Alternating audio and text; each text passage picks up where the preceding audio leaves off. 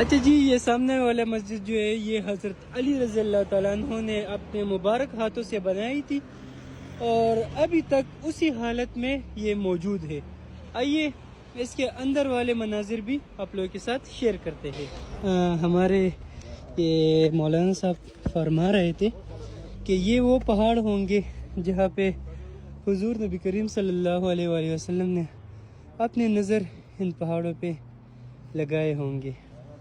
تو یہ بھی ماشاءاللہ تبرک کے لیے بہت ہی خوبصورت ترین جگہ ہے، یہ سارا طائف ہے۔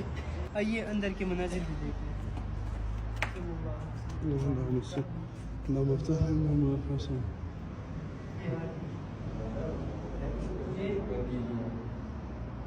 ماشاءاللہ یہ دیکھیں، یہ تقریباً 1400 سال پرانی مسجد ہے اور ابھی تک اسی حال میں ہے۔ یہ امیر صاحب ہے، ماشاءاللہ ماشاءاللہ، دیکھ لیں۔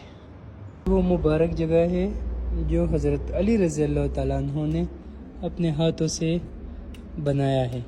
تو یہ شاید یہ اینٹ بھی اپنے ہاتھوں سے حضرت علی رضی اللہ تعالیٰ عنہ نے لگائے ہوں گے، اور یہ مسجد حضرت علی رضی اللہ تعالیٰ عنہ نے بنائی ہے۔ ماشاءاللہ بہت ہی تبرک کی جگہ ہے۔ الحمدللہ ہم نے بھی نوافل یہاں پہ ادا کی، جزاک اللہ۔ ابھی یہ جگہ دیکھیں، یہ وہ 1400 سال پرانی جگہ ہے اور یہ بھی حضرت علی رضی اللہ تعالیٰ عنہ نے بنائی ہوگی۔ بہت ہی عجیب کیفیت ہوتی ہے یہاں پہ۔ تو چلو یہاں سے طائف سٹی بھی نظر آتی ہے ماشاءاللہ۔ ذرا اوپر اور بھی اوپر چلتے ہیں۔